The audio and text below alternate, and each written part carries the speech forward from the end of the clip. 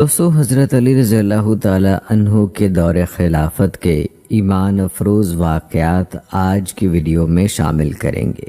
ایک عیسائی بدکار عورت کا واقعہ جو زنا کی مرتکب ہوئی، اس کو حضرت علی رضی اللہ تعالی عنہ نے کیا سزا دی، اسی طرح شراب پینے چوری کرنے والے کی سزا اور اس کے مختلف واقعات آج کی ویڈیو کا حصہ ہیں۔ مرتد یعنی دین اسلام چھوڑنے والے کی کیا سزا مقرر کی گئی تھی، اور ویڈیو کے آخر میں شامل کریں گے کہ جب حضرت علی رضی اللہ تعالی عنہ خلیفہ بنے تو مختلف ریاستوں اور صوبوں کے گورنر کون منتخب ہوئے، اور مصر کی ریاست کے بارے میں بتائیں گے کہ جس کے گورنر کے بارے میں اختلاف ہے کہ حضرت علی رضی اللہ تعالی عنہ نے اشتر نقی کو مقرر کیا، جسے حضرت امیر معاویہ رضی اللہ تعالی عنہ کے حامیوں نے زہر دے دیا۔ کیا یہ سچ ہے؟ اور پھر اس کے بعد مصر کا گورنر کون بنا، یہ بھی آپ کو بتائیں گے۔ تو آج کی یہ ہماری ویڈیو انتہائی اہم ہونے والی ہے، اس کو آخر تک لازمی دیکھیے گا۔ تو چلیے دوستو، آغاز کرتے ہیں اپنی آج کی اس ویڈیو کا۔ دوستو، امیر المومنین حضرت علی رضی اللہ تعالی عنہ نے فرمایا، مرتد سے 3 بار توبہ کرنے کا مطالبہ کیا جائے، اگر وہ توبہ کر لے تو ٹھیک ہے، بصورت دیگر اسے قتل کر دیا جائے۔ اسے قتل کرنے کے بارے میں اس حدیث سے رہنمائی ملتی ہے۔ حضرت ابن عباس رضی اللہ تعالی عنہ سے روایت ہے کہ نبی اکرم صلی اللہ علیہ وآلہ وسلم نے فرمایا، جو اپنا دین تبدیل کر لے اسے قتل کر دو۔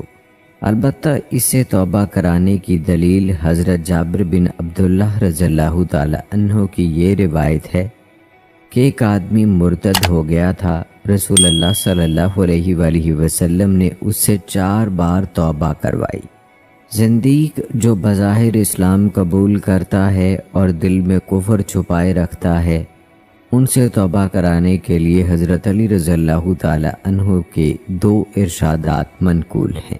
فرمایا، واضح مرتد اور اس زندیق سے توبہ کرانے میں کوئی فرق نہیں ہے جو بظاہر اسلام کا نام لیتا ہے لیکن اپنے دل میں کفر چھپائے ہوئے ہے اور اس کے خلاف دلیل بھی قائم ہو چکی ہے۔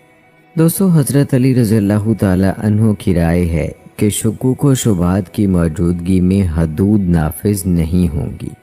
ضحاک بن مزاحم حضرت علی رضی اللہ تعالی عنہ سے روایت کرتے ہیں، انہوں نے فرمایا، جب حدود کے معاملات میں ممکن ہے، شاید اور ہو سکتا ہے جیسے الفاظ آ جائیں تو حد معطل کر دی جائے گی۔ حضرت علی رضی اللہ تعالی عنہ ہی سے روایت ہے کہ ایک عورت ان کی خدمت میں پہنچی، اس نے کہا، میں نے بدکاری کا ارتکاب کیا ہے۔ انہوں نے فرمایا، شاید نیند کی حالت میں تمہارے ساتھ ہی معاملہ پیش آیا ہوگا یا تمہیں مجبور کیا گیا ہوگا۔ عورت نے کہا، مجھ پر کسی نے جبر نہیں کیا، میں اپنی مرضی سے بدکاری کی مرتکب ہوئی ہوں۔ سیدنا علی رضی اللہ تعالی عنہ نے کہا، شاید تمہیں خود اپنے اوپر غصہ ہے اور تم اپنے آپ سے بیزار ہو۔ اس نے کہا، نہیں، ایسی کوئی بات نہیں۔ یہ سن کر آپ نے اسے قید کر دیا۔ جب اس کے ہاں ولادت ہوئی اور بیٹا بڑا ہو گیا، پھر اس پر حد نافذ کی، کیونکہ وہ شادی شدہ نہ تھی، اس لیے اس پر کوڑوں کی حد لاگو کی گئی۔ اسی طرح دوستو، ایک عیسائی عورت کی بدکاری کا واقعہ ہے۔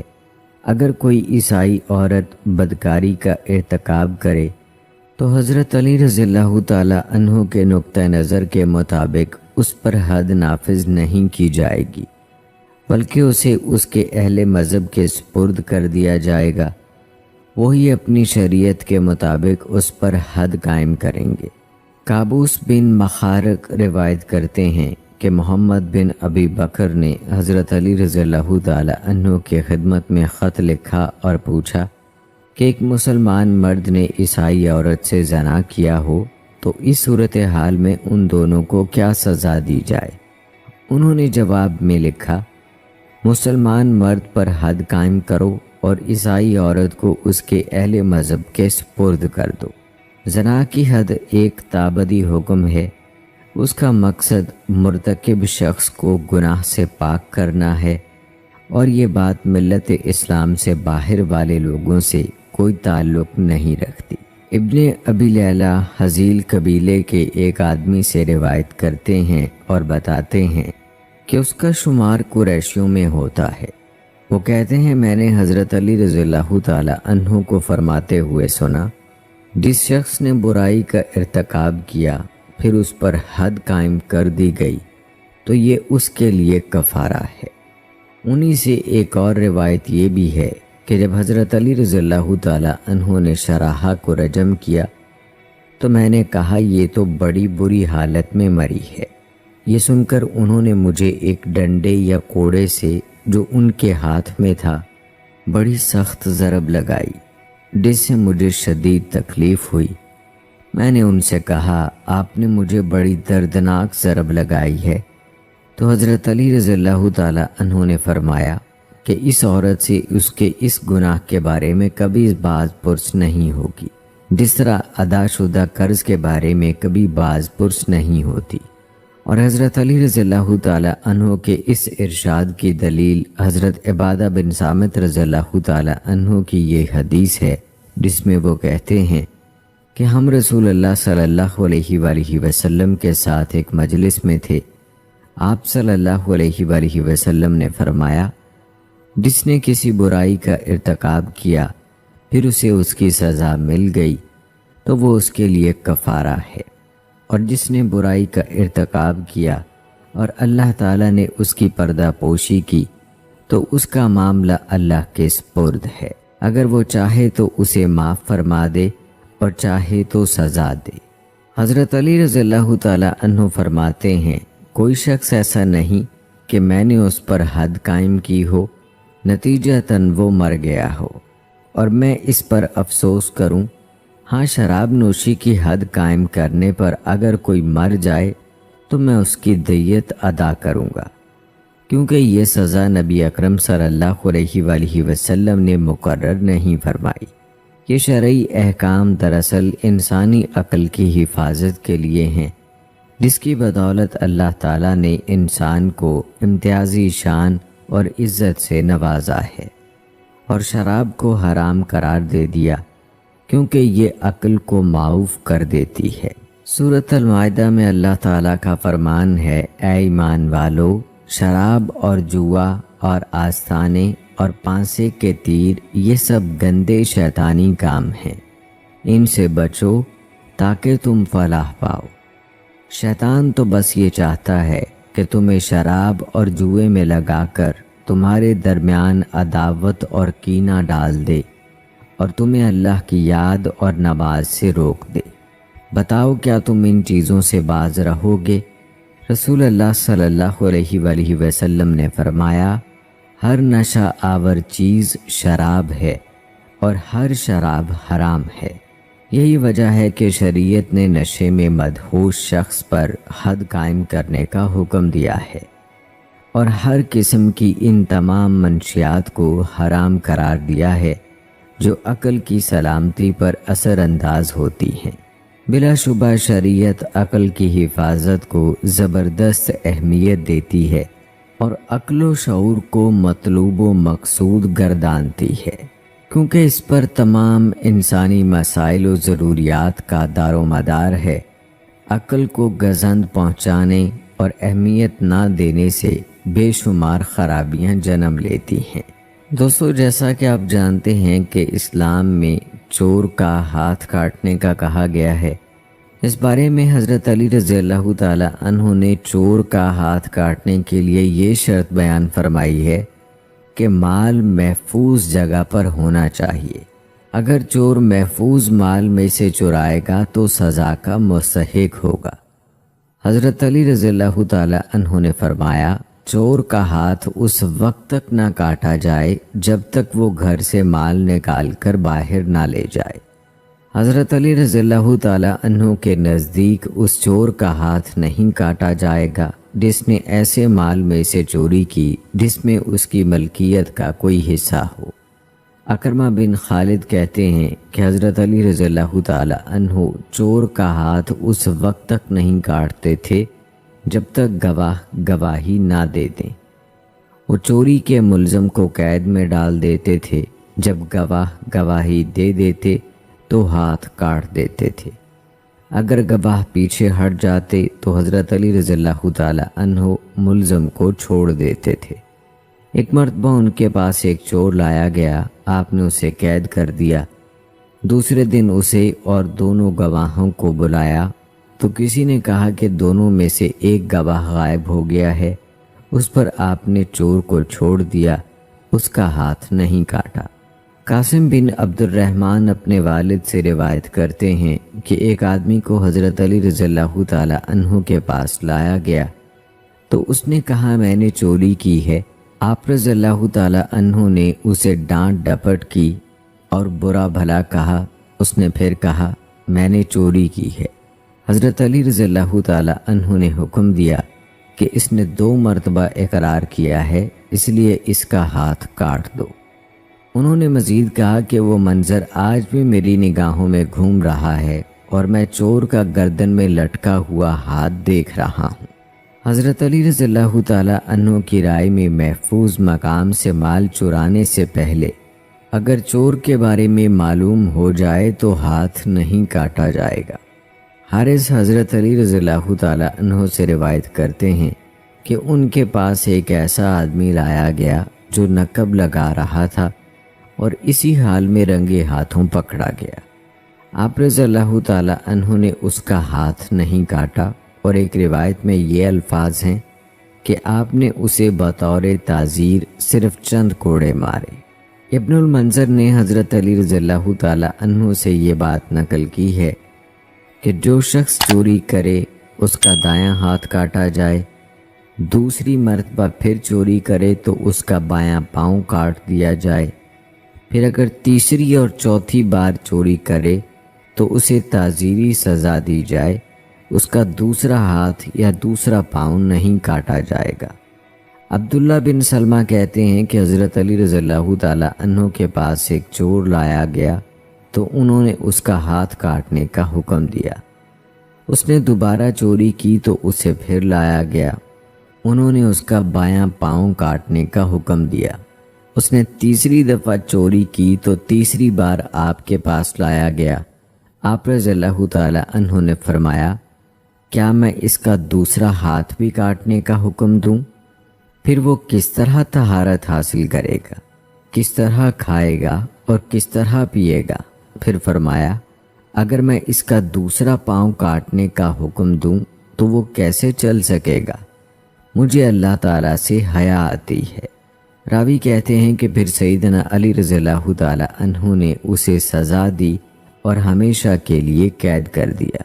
حضرت علی رضی اللہ تعالی عنہ کے نزدیک ایک مستحب صورت یہ ہے کہ چور کا ہاتھ کاٹنے کے بعد داغ دیا جائے اور جس ہاتھ پر چوری کی حد لاگو کی گئی ہے اسے اس کی گردن میں لٹکا دیا جائے۔ حجیہ ابن عدی سے روایت ہے کہ حضرت علی رضی اللہ تعالی عنہ چور کا ہاتھ کاٹ دیتے تھے، پھر اسے داغنے کا حکم دیتے تھے اور پھر قید میں ڈال دیتے تھے۔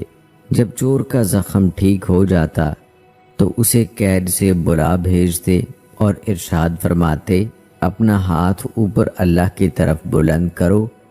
وہ اونچا کر لیتا تو دریافت فرماتے بتاؤ کس نے تمہارا ہاتھ کاٹا؟ وہ کہتا علی رضی اللہ تعالی عنہ نے۔ تو فرماتے کس وجہ سے؟ وہ کہتا میں نے چوری کی ہے۔ یہ سن کر حضرت علی رضی اللہ تعالی عنہ سوئے فلک دیکھتے اور کہتے اے اللہ گواہ رہنا، اے اللہ گواہ رہنا۔ سیدنا علی رضی اللہ تعالی عنہ ہاتھ داغنے کا حکم اس لیے دیتے تھے تاکہ خون نہ بہنے پائے اور چوری کرنے والا جلد صحت یاب ہو جائے۔ علاوہ ازیں وہ زخم کے بدن میں سرایت کر جانے یا جان تلف ہو جانے کے خوف سے مجرم کو بچانے کے لیے داغنے کا حکم دیتے تھے۔ شریعت اسلامیہ کے مقاصد میں لوگوں کے مال کی حفاظت ترجیحی طور پر شامل ہے، جو ان کی زندگی قائم رکھنے کا ایک اہم سبب ہے۔ اسلام نے ہر اس سبب اور وسیلے کو حرام قرار دیا ہے جس کی بدولت شرعی حق کے بغیر کسی کا مال لیا جائے، چوری کو حرام کر دیا ہے، اور جس پر یہ جرم ثابت ہو جائے اس پر حد کا نفاذ واجب ٹھہرایا ہے۔ اللہ تعالیٰ کا فرمان ہے، سورۃ المائدہ میں اللہ کا فرمان ہے جس کا ترجمہ ہے، اور چور چاہے عورت ہو یا مرد دونوں کے ہاتھ کاٹ دو، یہ ان کی کمائی کا بدلہ اور اللہ کی طرف سے عبرتناک سزا ہے۔ تمام خلفائے راشدین شریعت کے یہ احکام التزام سے لاگو کرتے اور ان کے نفاذ کی کڑی نگرانی کرتے رہے۔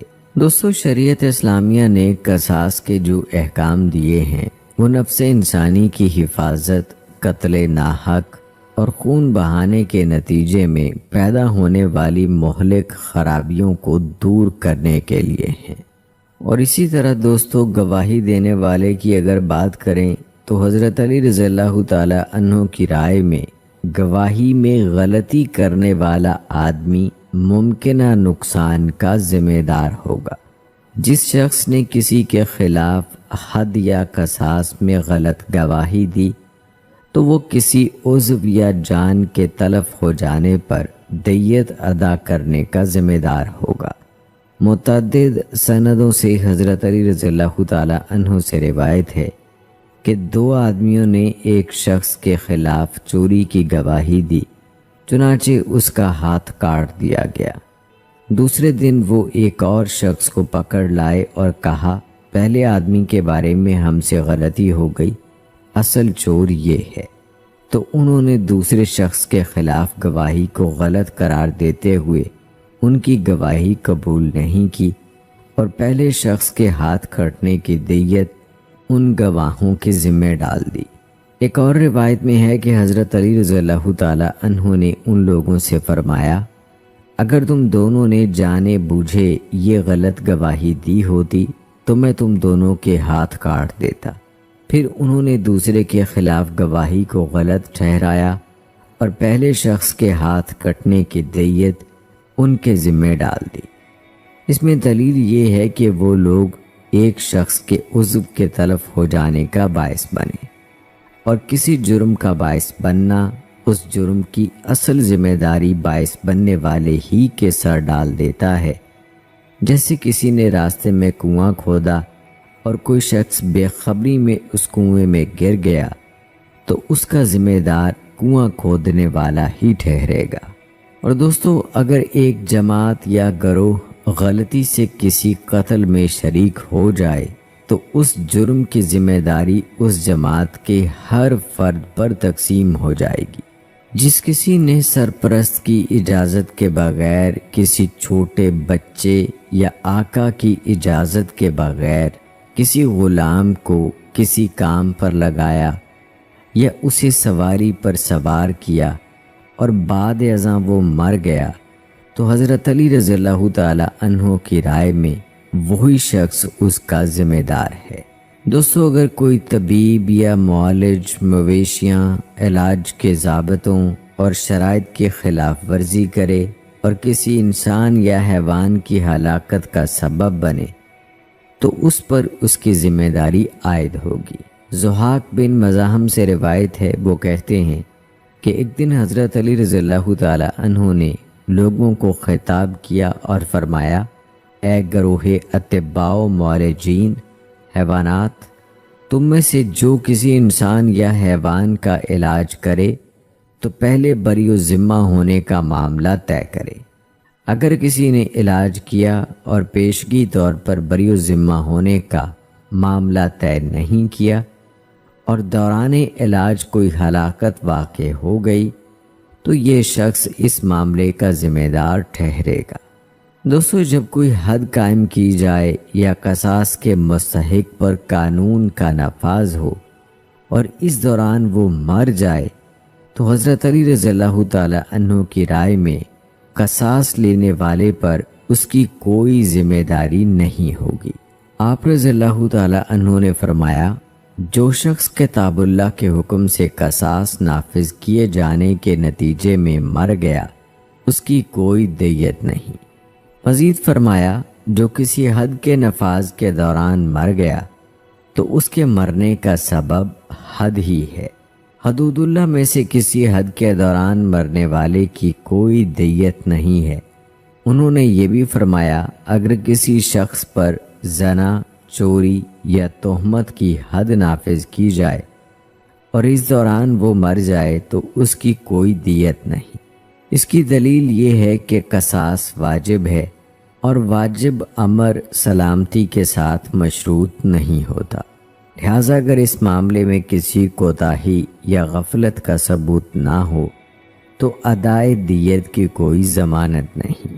دوستو اسی طرح رہزنی کے بارے میں آپ کو بتاتے چلیں کہ اگر کوئی راہزن نہ کسی کا مال چھینے نہ اس نے کسی کو قتل کیا ہو تو ایسے شخص کو توبہ کرنے تک قید میں رکھا جائے گا۔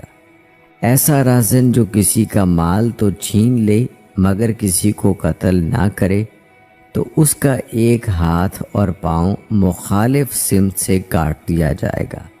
اگر وہ قتل بھی کرے اور مال بھی چھین کر لے جائے تو اس کا ایک ہاتھ اور پاؤں مخالف سمت سے کاٹا جائے گا، پھر اسے پھانسی دی جائے گی تاں کہ اسے موت آ جائے۔ اگر گرفتاری سے پہلے توبہ کر لے تو مال وغیرہ کا ضامن ہوگا اور اس سے قصاص لیا جائے گا مگر حد نافذ نہیں کی جائے گی۔ حارث بن بدر ایک راہزن تھا، اس نے پکڑے جانے سے پہلے ہی توبہ کر لی۔ حضرت علی رضی اللہ تعالی عنہ نے اس کی توبہ قبول کر لی اور اس پر راہزنی کی لاگو حد ساقط کر دی کیونکہ اس نے پکڑے جانے سے پہلے ہی توبہ کر لی تھی۔ دوستو ایک قاتل کے اعتراف قتل کا آپ کو واقعہ سناتے ہیں۔ امیر المومنین حضرت علی رضی اللہ تعالی عنہ کی خدمت میں ایک ویران جگہ سے ایک آدمی گرفتار کر کے لایا گیا۔ اس کے ہاتھ خون سے رنگین تھے اور چھری اس کے ہاتھ میں تھی اور سامنے ایک مقتول تھا جس کا خون بہہ رہا تھا۔ سیدنا علی رضی اللہ تعالی عنہ نے اس سے باز پرس کی۔ اس نے اقرار کیا کہ اس سے میں نے قتل کیا ہے۔ آپ رضی اللہ تعالی عنہ نے فرمایا اسے لے جاؤ اور اس کو قتل کر دو۔ جب اسے وہاں لے جایا جا رہا تھا ایک آدمی تیزی سے آیا اور بولا اے لوگو جلدی نہ کرو، اسے واپس حضرت علی رضی اللہ تعالی عنہ کی خدمت میں لے چلو۔ بعد ازاں اس آدمی نے کہا اے امیر المومنین قتل اس نے نہیں کیا، میں نے کیا ہے۔ حضرت علی رضی اللہ تعالی عنہ نے پہلے آدمی سے پوچھا تم نے کیوں اعتراف کیا کہ میں قاتل ہوں جبکہ تم نے قتل نہیں کیا؟ اس نے کہا امیر المومنین میں بے بس ہو گیا تھا اور رات کے چوکیدار مقتول کے سر پر کھڑے تھے اور اس کا خون بہہ رہا تھا اور میں ان کے سامنے ہاتھ میں خون آلود چھری لیے کھڑا تھا۔ یہ سب کچھ ویران جگہ پر رونما ہوا۔ میں ڈر گیا کہ یہ لوگ میرا موقف تسلیم نہیں کریں گے اور قسامت کا معاملہ بن جائے گا، یعنی خاندان کے 50 لوگوں کو قسم اٹھانی پڑے گی کہ انہوں نے اس قتل کا ارتکاب نہیں کیا۔ اس لیے میں نے اس فعل کا اعتراف کر لیا جس کا میں مرتکب نہیں ہوا۔ میں نے سارے معاملے کا اجر اللہ تعالیٰ سے لینے کے لیے ایسا کیا ہے۔ حضرت علی رضی اللہ تعالی عنہ نے فرمایا تم نے بہت برا کیا، صحیح بتاؤ تمہارا اصل قصہ کیا ہے؟ اس نے کہا میں قصاب ہوں، میں رات کے اندھیرے میں اپنی دکان پر گیا، میں نے گائے ذبح کی، اس کی کھال اتاری، ابھی چھری میرے ہاتھ میں تھی کہ مجھے پیشاب آ گیا۔ میں اس ویرانے کی طرف آ نکلا، قضائے حاجت کے بعد اپنی دکان کی طرف لوٹ رہا تھا کہ اسی دوران اس مقتول سے آمنا سامنا ہو گیا۔ یہ خون میں لت پت تھا، مجھے بڑا خوف آیا، میں اسے دیکھنے کے لیے کھڑا ہو گیا جبکہ چھری بھی میرے ہاتھ میں تھی۔ اسی دوران ان لوگوں نے مجھے پکڑ لیا اور کہنے لگے اسی نے اس شخص کو قتل کیا ہے، اس کے سوا یہاں کوئی اور قاتل نہیں ہے۔ مجھے یقین ہو گیا کہ آپ ان کی بات کو چھوڑ کر میری بات نہیں مانیں گے، میں نے جس جرم کا ارتکاب نہیں کیا تھا اس کا اعتراف کر لیا۔ حضرت علی رضی اللہ تعالی عنہ نے دوسرے اقراری سے پوچھا، تمہاری کیا کہانی ہے؟ اس نے کہا کہ مجھے ابلیس نے ورغلایا، میں نے مال و دولت کے لالچ میں اسے قتل کر دیا۔ پھر میں نے رات کے چوکیداروں کی آواز سنی تو میں ویرانے سے باہر آیا تو میں نے اس قصاب کو اسی حالت میں دیکھا جیسا کہ اس نے بیان کیا ہے، تو میں ویرانے میں جا کر چھپ گیا۔ ادھر رات کے چوکیداروں نے اسے پکڑ لیا اور آپ کے پاس لے آئے۔ جب آپ نے اسے قتل کرنے کا حکم دیا تو مجھے یقین ہو گیا کہ اس مقتول کے علاوہ اس آدمی کے قتل کا گناہ بھی میرے سر ہوگا، لہٰذا میں نے سچائی کا اعتراف کر لیا۔ حضرت علی رضی اللہ تعالی عنہ نے حضرت حسن رضی اللہ تعالی عنہ سے پوچھا کہ اس بارے میں کیا فیصلہ کریں؟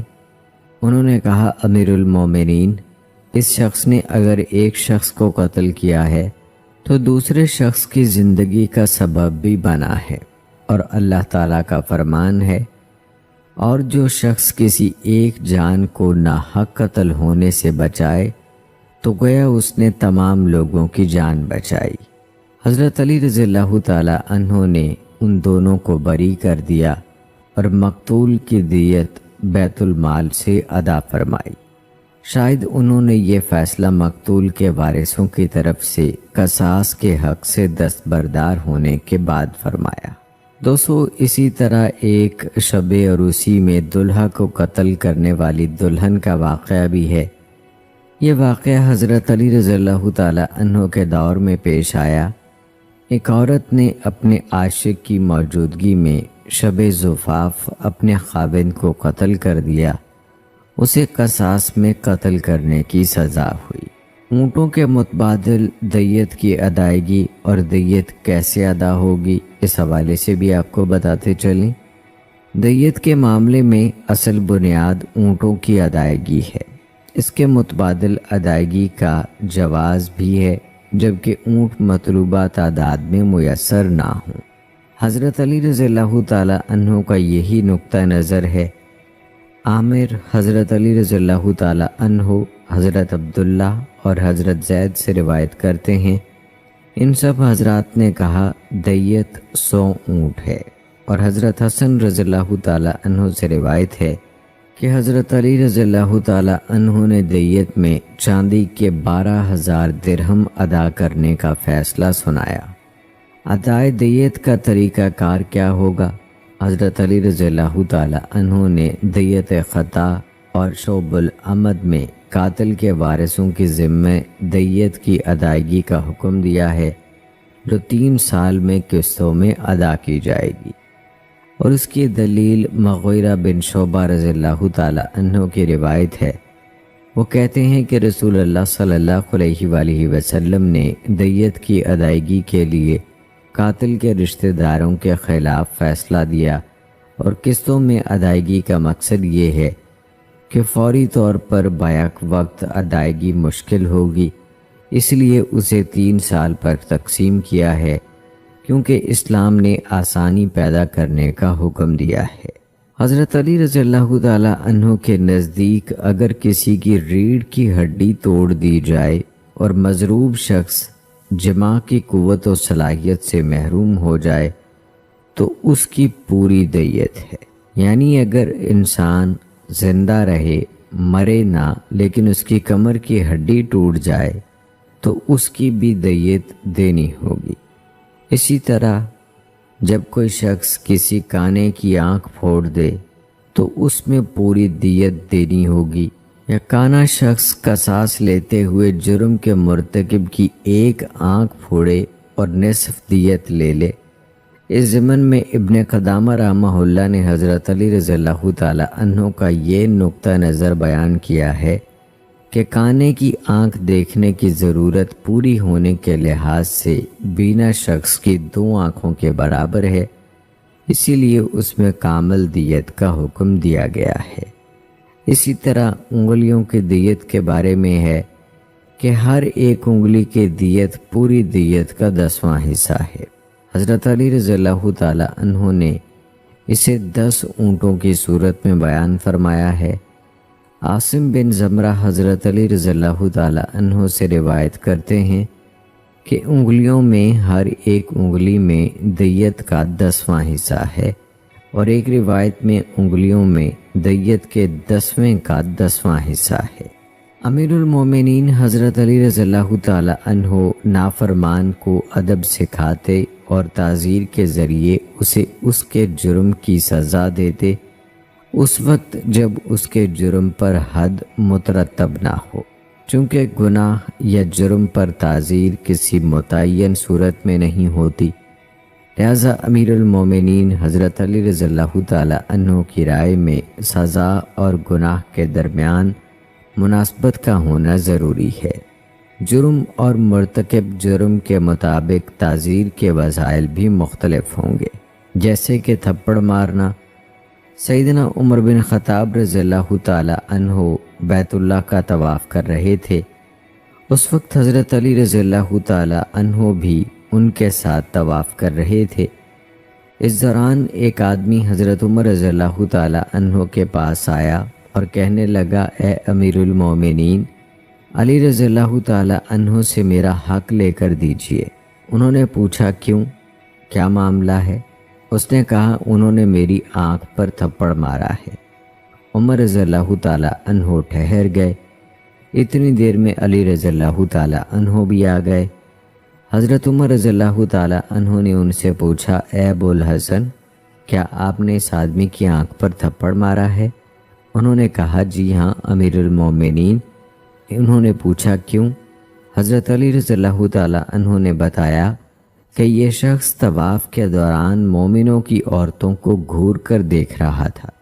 حضرت عمر رضی اللہ تعالی عنہ نے فرمایا، اے ابو الحسن، آپ نے بہت اچھا کیا، حد سے کم کوڑے مارنا۔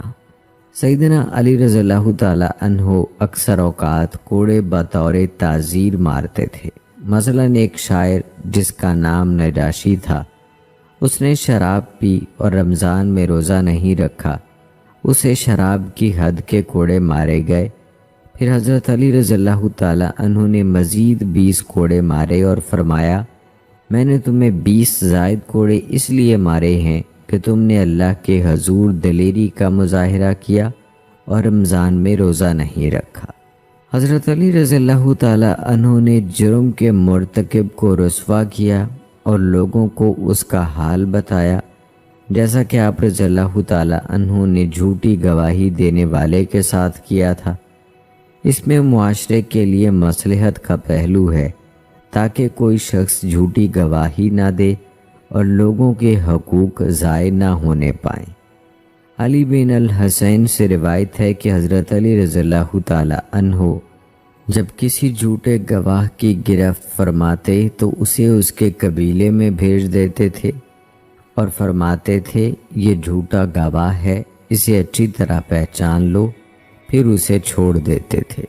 زید بن علی اپنے والد سے اور وہ اپنے دادا سے اور وہ حضرت علی رضی اللہ تعالی عنہ سے روایت کرتے ہیں کہ انہوں نے جھوٹے گواہ کا مواخذہ کیا، اسے تعزیری سزا دی اور اس کے محلے میں اسے گھمایا اور رسوا کیا اور آئندہ کے لیے اس کی گواہی قبول کرنے سے منع فرما دیا۔ امیر المومنین حضرت علی رضی اللہ تعالی عنہ کبھی قید کی سزا بھی دیتے تھے۔ آپ رضی اللہ تعالی عنہ نے نجاشی شاعر کو قید کر دیا جس نے رمضان میں روزہ نہیں رکھا اور شراب پی لی تھی۔ حضرت علی رضی اللہ تعالی عنہ بد کردار اور شریر قسم کے لوگوں کو بیڑیاں پہنا دیتے تھے اور کسی کو یہ ذمہ داری سونپی جاتی تھی کہ وہ نماز کے وقت کھول دیا کرے۔ امیر المومنین حضرت علی رضی اللہ تعالی عنہ کی رائے میں تعزیر کا معاملہ قتل تک بھی پہنچ سکتا ہے جب جرم بہت بڑا ہو اور اس کے منفی اثرات انتہائی اہمیت کے حامل ہوں، جیسے رسول اللہ صلی اللہ علیہ وآلہ وسلم کی طرف کسی من گھڑت حدیث کی نسبت کی جائے، کیونکہ اس عمل کا نتیجہ دین میں ایسی چیز داخل کرنا ہے جو اس میں شامل نہیں ہے، اور اس کے نتیجے میں اللہ کے پسندیدہ دین سے لوگوں کا منحرف ہو جانا ہے۔ یہی وجہ ہے کہ آپ رضی اللہ تعالی عنہ فرماتے تھے، جو شخص نبی اکرم صلی اللہ علیہ وآلہ وسلم کی طرف جھوٹ کی نسبت کرے اس کی گردن اڑا دی جائے۔ دوستو، ربیہ بن زکار سے روایت ہے کہ حضرت علی رضی اللہ تعالی عنہ نے ایک بستی دیکھی تو پوچھا یہ کون سی بستی ہے؟ لوگوں نے بتایا کہ اس بستی کو زرارہ کہا جاتا ہے، یہاں لڑائیوں کے مقابلے ہوتے ہیں اور شراب فروخت کی جاتی ہے۔ آپ رضی اللہ تعالی عنہ نے آگ لانے اور اس بستی کو جلا دینے کا حکم دیا اور فرمایا برا برے کو کھا جائے گا۔ آگ کے شعلوں کی لپیٹ میں آ کر وہ ساری بستی جل گئی۔ دراصل امیر المومنین نے اس بستی میں شراب کے اسٹاک، اس سے متعلقہ مواد اور شراب کی تیاری میں استعمال ہونے والی اشیاء کو جلانے کا حکم دیا تھا۔ امیر المومنین حضرت علی رضی اللہ تعالی عنہ نے قصاص و حدود، جرائم اور تعزیرات میں اجتہادات کے ذریعے سے قضاء کے ارادے کو بہت ترقی دی۔ ان کے اجتہادات وسعت علم، زبردست فہم و فراست اور مقاصد شریعت پر ان کے مکمل عبور کی دلیل ہیں۔ سیدنا علی رضی اللہ تعالی عنہ نے اپنے اجتہادات کے ذریعے سے فقہی مکتبہ ہے فکر بنانے میں اپنا حصہ ادا کیا۔ اور آئیے دوستو اب کچھ مختصراً تذکرہ کرتے ہیں امیر المومنین حضرت علی بن ابی طالب رضی اللہ تعالی عنہ کے دور میں ریاستی اداروں کا، جن میں سب سے پہلے ذکر کرتے ہیں مکہ مکرمہ کا۔ جب حضرت عثمان رضی اللہ تعالی عنہ کی شہادت ہوئی تو خالد بن سعید بن عاص مکہ کے والی تھے۔ حضرت علی رضی اللہ تعالی عنہ نے ان کی معزولی کا فیصلہ صادر فرمایا اور ابو قتادہ انصاری کو مکہ کا والی مقرر کر دیا۔ یوں لگتا ہے کہ ان کے ولایت کا دورانیہ مختصر رہا، کیونکہ جب حضرت علی رضی اللہ تعالی عنہ نے مدینہ سے عراق کی طرف منتقل ہونے کا ارادہ کیا تو قاسم بن عباس کو مکہ کا والی بنا کر بھیجا اور ابو قتادہ انصاری کو معزول کر دیا۔ اس طرح حضرت ابو قتادہ کی حکمرانی تقریباً 2 ماہ تک ہی جاری رہ سکی۔ اس سلسلے میں کوئی قابل ذکر حالات نہیں ملتے۔ قاسم بن عباس کے بارے میں اکثر مصادر یہ بتاتے ہیں کہ حضرت علی رضی اللہ تعالی عنہ نے انہیں بیک وقت مکہ، طائف اور ان کے ماتحت علاقوں کا والی مقرر کر دیا تھا۔ مکہ کے بعد دوستو اب ذکر کرتے ہیں مدینہ منورہ کا۔ رسول اللہ صلی اللہ علیہ وآلہ وسلم اور تینوں خلفائے راشدین کے دور میں مدینہ منورہ اسلامی ریاست کا دارالخلافہ رہا۔ خلیفہ بھی وہیں مقیم رہے اور اپنی موجودگی میں تمام امور مملکت انجام دیتے رہے۔ البتہ سفر کی حالت میں وہ کسی کو نائب بنا دیتے تھے جو ان کی غیر موجودگی میں امور مملکت کے ذمہ دار ہوتے تھے۔ حضرت علی رضی اللہ تعالی عنہ کے خلافت پر مطمئن ہونے کے بعد حالات یکسر بدل گئے۔ شہادت عثمان رضی اللہ تعالی عنہ، خاص طور پر طلحہ، زبیر اور حضرت عائشہ رضی اللہ تعالی عنہم کے عراق کی طرف روانگی کے بعد اور واقعہ جمل سے پہلے ایسے حالات رونما ہوئے کہ امیر المومنین سیدنا علی رضی اللہ تعالی عنہ مدینہ منورہ سے عراق منتقل ہو گئے۔ بعض روایات کے مطابق سیدنا علی رضی اللہ تعالی عنہ نے مدینہ میں سہل بن حنیف انصاری کو اپنا جانشین مقرر کیا۔ یہ معلوم نہیں کہ سہل بن حنیف کتنا عرصہ مدینہ کے والی رہے۔ یوں لگتا ہے کہ یہاں 1 سال سے زیادہ ان کی حکمرانی قائم رہی۔ وہ سن 37 ہجری میں مدینہ کے والی تھے۔ دوستو، شہادت عثمان رضی اللہ تعالی عنہ کے وقت بحرین بصرہ کی ریاست کے تابع تھا اور ابن عامر وہاں اپنے عامل مقرر کرتا تھا۔ حضرت علی رضی اللہ تعالی عنہ کے دور میں انہوں نے بحرین پر امراء کی ایک جماعت مقرر کر دی۔ ان میں اہم ترین عمر بن ابی سلمہ تھے۔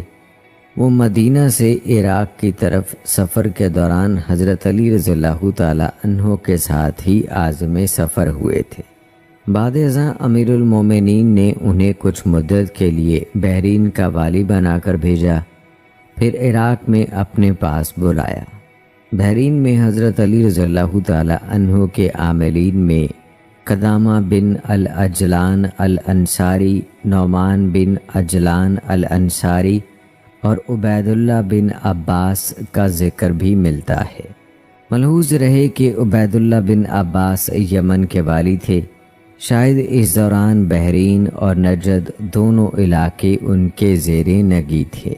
طبرانی کی تعبیر سے یہی معلوم ہوتا ہے، اور خلیفہ بن خیاط کی تعبیر میں ان والیوں کی کوئی معین ترتیب نہیں ہے۔ دوستو، جب حضرت عثمان رضی اللہ تعالی عنہ کی شہادت ہوئی اور حضرت علی رضی اللہ تعالی عنہ کی خلافت پر بیعت مکمل ہو گئی، تو امیر المومنین حضرت علی رضی اللہ تعالی عنہ نے عبید اللہ بن عباس کو یمن کا والی مقرر کیا۔ عثمان رضی اللہ تعالی عنہ کے مقرر کردہ والی اور جملہ حکام عبید اللہ کے پہنچنے سے پہلے ہی یمن سے جا چکے تھے۔ ان میں سے بعض جنگ جمل میں طلحہ رضی اللہ تعالی عنہ اور زبیر رضی اللہ تعالی عنہ کے ساتھ شریک رہے۔ جمل کے لشکر کی تیاری میں بھی ان کا ہاتھ کار فرما تھا۔ عبید اللہ بن عباس سینا اور اس کے مضافات میں اپنی ذمہ داریاں ادا کر رہے تھے۔ ان کے ساتھ سرکاری ذمہ داریاں ادا کرنے میں سعد بن عبادلہ انصاری بھی شریک تھے۔ حضرت امیر معاویہ رضی اللہ تعالی عنہ، امیر المومنین حضرت عمر اور حضرت عثمان رضی اللہ تعالی عنہ کے ادوار میں شام کے والی تھے۔ جب حضرت علی رضی اللہ تعالی عنہ خلافت پر مطمئن ہوئے تو انہوں نے انہیں معزول کرنے اور ان کی جگہ عبداللہ بن عمر رضی اللہ تعالی عنہ کو مقرر کرنے کا ارادہ کیا۔ عبداللہ بن عمر رضی اللہ تعالی عنہ نے شام کی ولایت سے انکار کر دیا اور معاویہ رضی اللہ تعالی عنہ کے ساتھ قریبی رشتہ داری کے باعث معذرت پیش کی۔ امیر المومنین حضرت علی رضی اللہ تعالی عنہ نے انہیں مجبور نہیں کیا اور شام کی طرف نہ جانے کے سلسلے میں ان کی معذرت قبول کر لی۔ ابن عمر رضی اللہ تعالی عنہ کی معذرت کے بعد امیر المومنین نے ان کی جگہ سہل بن حنیف کو بھیجا، لیکن شام کے قریب پہنچتے ہی حضرت امیر معاویہ رضی اللہ تعالی عنہ کے لوگوں نے ان کو پکڑ لیا اور کہا کہ اگر تمہیں عثمان رضی اللہ تعالی عنہ نے بھیجا ہے تو خوش آمدید، اور اگر کسی اور نے بھیجا ہے تو واپس چلے جاؤ۔ شام کی ریاست حضرت علی رضی اللہ تعالی عنہ کے پورے دور خلافت میں حضرت امیر معاویہ رضی اللہ تعالی عنہ کے تابع رہی۔ حضرت علی رضی اللہ تعالی عنہ اس پر غلبہ نہ پا سکے، نہ اپنے عاملین اور امراء کا وہاں تقرر کر سکے۔ شام کے مشرقی علاقے میں حضرت علی رضی اللہ تعالی عنہ اور حضرت معاویہ رضی اللہ تعالی عنہ کے لشکروں کے درمیان مقابلہ آرائیاں ہوئیں، جن میں سے اہم ترین جنگ صفین ہے جو سن 37 ہجری میں ہوئی۔ اس میں سیدنا علی رضی اللہ تعالی عنہ اور سیدنا معاویہ رضی اللہ تعالی عنہ دونوں مد مقابل تھے۔ ان مارکوں کے باوجود شام پر معاویہ رضی اللہ تعالی عنہ کا غلبہ جاری رہا۔ پھر دوستو، حضرت عثمان رضی اللہ تعالی عنہ کے دور میں الجزیرہ شام کے زیر نگیں علاقوں میں سے ایک تھا، اور پھر ان کی شہادت کے بعد شام معاویہ رضی اللہ تعالی عنہ کے ہاتھ میں اور عراق حضرت علی رضی اللہ تعالی عنہ کے زیر نگیں رہا۔ الجزیرہ دونوں فریقوں کے مابین جھگڑے کا مقام تھا، کیونکہ الجزیرہ جغرافیائی محل وقوع کے اعتبار سے ایک طرف شام سے اور دوسری طرف عراق سے جڑا ہوا تھا، اور دونوں طرف سے اس پر غلبہ حاصل کیا جا سکتا تھا۔ اسی کے حصول کے لیے دونوں طرف کے لشکروں کے مابین متعدد مارکے ہوئے۔ یوں لگتا ہے کہ کچھ وقت کے لیے حضرت علی رضی اللہ تعالی عنہ نے غلبہ حاصل کر لیا اور وہاں اشتر کو والی مقرر کر دیا، جو الجزیرہ میں حضرت علی رضی اللہ تعالی عنہ کے مقرر کردہ والیوں میں بہت مشہور شخصیت ہیں۔ الجزیرہ میں ان کی تعیناتی ایک سے زیادہ مرتبہ ہوئی۔ بعد ازاں حضرت علی رضی اللہ تعالی عنہ نے انہیں سن 38 ہجری میں مصر کا والی بنا کر مصر بھیج دیا۔ اس طرح الجزیرہ میں پھر اضطرابی کیفیت پیدا ہو گئی اور معاویہ رضی اللہ تعالی عنہ کے ساتھی وہاں غلبہ حاصل کرنے میں سرگرم ہو گئے۔ بعد ازاں وہاں متعدد معرکے ظہور پذیر ہوئے۔ معلوم ہوتا ہے کہ 39 ہجری کے آخر میں وہاں کسی حد تک امیر معاویہ رضی اللہ تعالی عنہ نے غلبہ حاصل کر لیا تھا۔ الجزیرہ ان شخصیات کی پناہ گاہ تھی جو حضرت علی رضی اللہ تعالی عنہ اور امیر معاویہ رضی اللہ تعالی عنہ دونوں سے کنارہ کش ہو کر بیٹھ گئے، اور ان حضرات نے اس دوران جب تک نزاع چلتا رہا بیعت نہیں کی۔ شاید کہ اس علاقے کو اختیار کرنے کی ایک وجہ الجزیرہ کا محل وقوع بھی تھا۔ بعض شخصیات کے نام ملتے ہیں جو حضرت علی رضی اللہ تعالی عنہ کی جانب سے الجزیرہ کے والی رہے۔ ان میں شبیب بن عامر اور کمیل بن زیاد شامل ہیں۔ شام کی طرف سے جو لشکر الجزیرہ پر حملہ آور ہوئے، انہیں ان دونوں شخصیات نے روکنے میں بڑا اہم کردار ادا کیا، بلکہ انہوں نے الجزیرہ کی جانب سے شام پر حملے بھی کیے۔ دوستو، اب بات کرتے ہیں مصر کی ریاست کی۔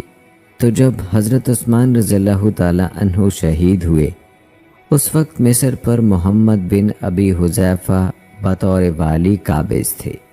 حالانکہ حضرت عثمان رضی اللہ تعالی عنہ نے انہیں وہاں مقرر نہیں کیا تھا۔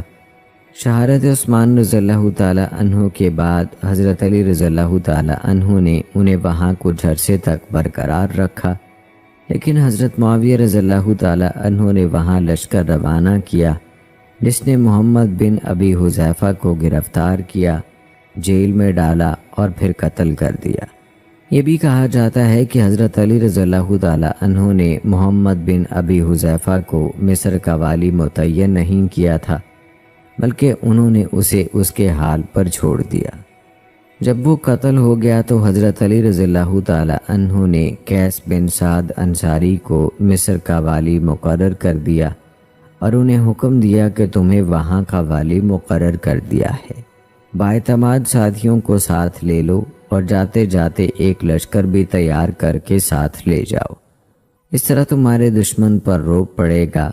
جب مصر پہنچ جاؤ تو حسن عمل والوں کے ساتھ اچھا سلوک کرو، مشکوک لوگوں پر سختی کرو، اور عام اور خاص سب کے ساتھ نرمی کا رویہ اختیار کرو، نرمی ہی میں برکت ہے۔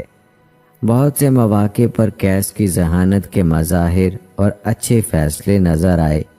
جب وہ مصر روانہ ہوئے تو وہاں ایک گروہ سے آمنا سامنا ہو گیا۔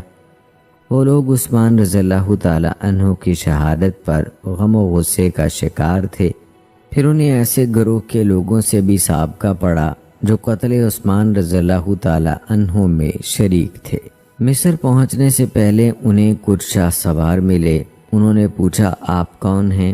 انہوں نے جواب دیا، ہم مظلوم عثمان رضی اللہ تعالی عنہ کے ساتھیوں میں سے ہیں اور قاتلین عثمان کو ڈھونڈ رہے ہیں تاکہ وہ جہاں بھی پناہ لیں ہم ان سے انتقام لیں۔ انہوں نے پھر پوچھا، آپ کا نام کیا ہے؟ انہوں نے بتایا، قیس بن سعد۔ جواب ملا، جائیے، آپ اندر جا سکتے ہیں۔ پھر وہ مصر میں داخل ہو گئے۔ یہ وہ حکمت عملی تھی جس نے مصر میں قیس بن سعد کا داخلہ ممکن بنا دیا۔ بعد ازاں انہوں نے اعلان کر دیا کہ وہ والی مصر بن کر آئے ہیں۔ شام کی جانب حضرت علی رضی اللہ تعالی عنہ نے جس شخص کو والی بنا کر بھیجا تھا، اس کے ساتھ بھی یہی معاملہ پیش آیا تھا کہ وہاں کی فوجوں نے انہیں شام میں داخل نہیں ہونے دیا۔ آئیے دوستو، اب تذکرہ کرتے ہیں مصر میں محمد بن ابی بکر کے تقرر کا۔ بعض لوگوں نے حضرت علی رضی اللہ تعالی عنہ اور قیس بن سعد کے درمیان بگاڑ پیدا کرنے کی کوشش کی تاکہ وہ انہیں معزول کر دیں۔ حضرت علی رضی اللہ تعالیٰ عنہ کے بعض مشیروں نے ان سے قیس کی معزولی کا مطالبہ بھی کر دیا اور ان کے بارے میں جو باتیں لوگوں میں پھیل گئی تھیں انہیں سچ گردانا اور ان کی معزولی پر اصرار کیا۔ لہٰذا حضرت علی رضی اللہ تعالیٰ عنہ نے انہیں لکھا کہ مجھے اس وقت آپ کی قربت کی ضرورت ہے، کسی شخص کو اپنا نائب مقرر کر کے میرے پاس آ جائیے۔ یہ خط گویا قیس بن سعد کی ولایت مصر سے معزولی کے مترادف تھا۔ اکثر اقوال کے مطابق حضرت علی رضی اللہ تعالیٰ عنہ نے ان کی جگہ اشتر نخعی کو مقرر کیا۔ پھر حضرت علی رضی اللہ تعالیٰ عنہ نے اشتر نخعی کے مصر روانہ ہونے سے پہلے ان سے ملاقات کی، اہل مصر کے حالات بیان کیے اور فرمایا، اللہ کا نام لو اور اس کی مدد سے روانہ ہو جاؤ، اللہ تعالیٰ تم پر رحم فرمائے، میں تمہیں کوئی وصیت نہیں کر رہا، خود تمہاری رائے ہی کافی ہے، اہم امور میں اللہ سے مدد مانگو اور سختی و نرمی کے ملے جلے انداز سے معاملات سلجھاؤ، وہاں نرمی اختیار کرو جہاں نرمی مناسب ہو اور وہاں پرعزم رہو جہاں سختی کے بغیر چارہ کار نہ ہو۔ اشتر نخعی نے مصر کا رخ کیا تو ان کے ساتھ ان کے اصحاب کا ایک گروہ بھی تھا۔ جب وہ بحر کلزم بحیرہ احمر کے اطراف میں پہنچے تو مصر میں داخل ہونے سے پہلے ہی فوت ہو گئے۔ کہا جاتا ہے کہ انہیں شہد ملا کر زہریلا مشروب پلا دیا گیا، جس کی وجہ سے وہ وفات پا گئے۔ اہل خراج میں سے کچھ لوگوں نے یہ الزام لگایا کہ انہوں نے حضرت معاویہ رضی اللہ تعالی عنہ کی ترغیب پر زہر دیا گیا۔ اشتر نخعی کے قتل کا وہ الزام جس کا رخ معاویہ رضی اللہ تعالی عنہ کی طرف تھا، صحیح سند سے ثابت نہیں ہو سکا۔ ابن کثیر نے اسے بعید از حقیقت قرار دیا ہے۔ ابن خلدون کا بھی یہی کہنا ہے۔ ڈاکٹر یحییٰ نے بھی ان سے موافقت کا اظہار کیا ہے۔ اس کے حوالہ جات کے بارے میں اگر دوستو بات کریں تو البدایہ والنہایہ میں آپ اس کو پڑھ سکتے ہیں۔ تاریخ ابن خلدون میں بھی اس کے حوالہ جات دیے گئے ہیں، نجوم زہرہ میں بھی اس کے حوالہ جات موجود ہیں، تو آپ اس حوالے سے اس کو پڑھ سکتے ہیں کہ جو الزام حضرت امیر معاویہ رضی اللہ تعالی عنہ کو دیا جاتا ہے اس کی کوئی حقیقت نہیں ہے۔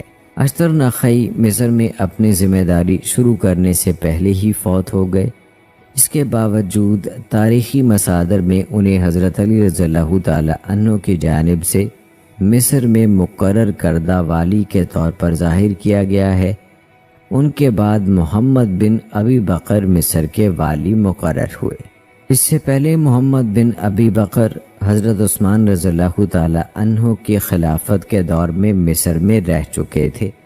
روایات سے پتہ چلتا ہے کہ محمد بن ابی بکر سابق والی قیس بن سعد کے مصر سے روانگی سے پہلے ہی وہاں پہنچ چکے تھے، اور ان دونوں کے درمیان مکالمہ بھی ہوا جس میں قیس بن سعد نے انہیں چند نصیحتیں بھی کیں، خاص طور پر شہادت عثمان کے بنیاد پر غم و غصے کا اظہار کرنے والے لوگوں اور ان لوگوں کے بارے میں جنہوں نے ابھی تک حضرت علی رضی اللہ تعالی عنہ کی بیعت نہیں کی تھی، ضروری مشورے دیے۔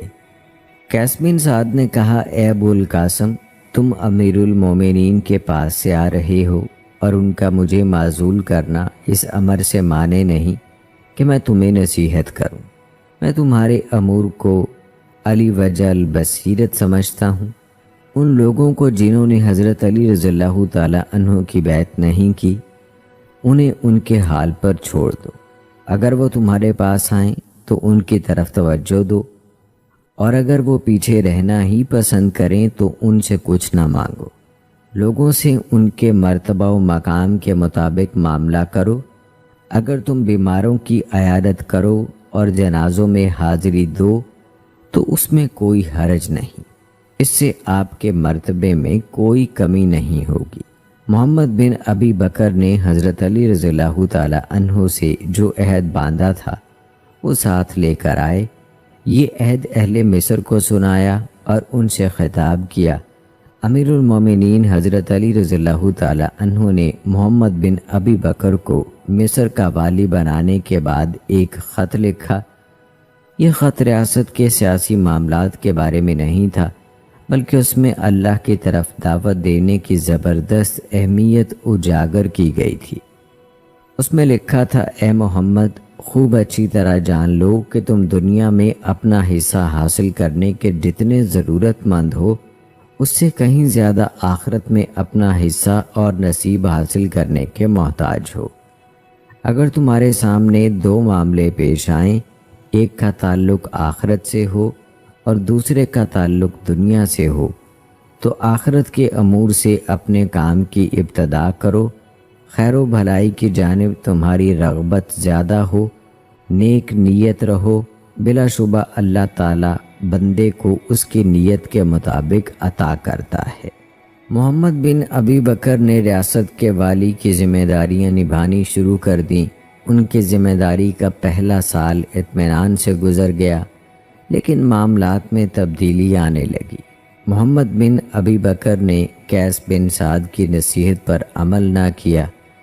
انہوں نے ان لوگوں کے ساتھ سخت رویہ اختیار کرنا شروع کیا جنہوں نے حضرت علی رضی اللہ تعالی عنہ کی بیعت نہیں کی تھی۔ انہیں خط لکھے کہ وہ بیعت کر لیں۔ جب ان کی طرف سے کوئی مثبت جواب نہیں آیا تو انہوں نے کچھ لوگوں کو یہ حکم دے کر روانہ کیا کہ ان کے مکان گرا دو، انہیں ان کے مال سے محروم کر دو اور انہیں قید میں ڈال دو۔ اس اقدام کا رد عمل ہوا اور ان لوگوں نے محمد بن ابی بکر کے خلاف جنگ کا ماحول پیدا کر دیا۔ پھر حضرت معاویہ رضی اللہ تعالی عنہ نے حضرت عمر بن عاص رضی اللہ تعالی عنہ کی قیادت میں ایک لشکر تیار کیا اور حکم دیا کہ مصر کے خلاف جنگ کرو۔ وہ محمد بن ابی بکر کے مخالفین کے ساتھ مل گئے۔ اس طرح ان کی قوت میں اتنا اضافہ ہوا کہ انہیں 10,000 جنگجوؤں کی کمک مل گئی۔ ان میں مسلمہ بن مخلد اور معاویہ بن خدیج بھی شامل تھے۔ ان کے اور محمد بن ابی بکر کے مابین سخت مارکے ہوئے، جن کا اختتام معاویہ رضی اللہ تعالی عنہ کے لشکروں کے مصر پر قابض ہونے اور محمد بن ابی بکر کی شہادت کی صورت میں سامنے آیا۔ اس طرح سن 38 ہجری میں مصر حضرت علی رضی اللہ تعالی عنہ کے ہاتھ سے نکل گیا۔ تو دوستو، یہ تھی ہماری آج کی ویڈیو۔ امید کرتے ہیں کہ آپ کو پسند آئی ہوگی۔ آج کے اس ویڈیو کے متعلق اپنی رائے کا اظہار کمنٹ باکس میں لازمی کیجیے۔